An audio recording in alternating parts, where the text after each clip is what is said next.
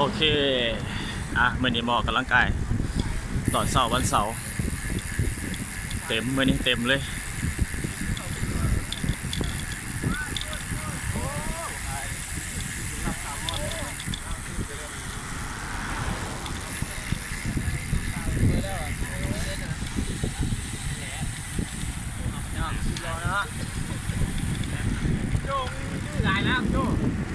ข้าวสุดหล่อครับจู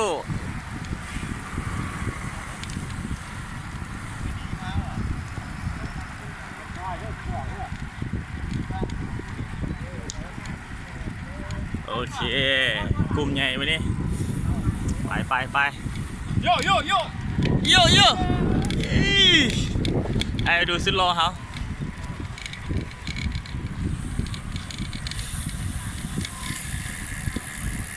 โอเค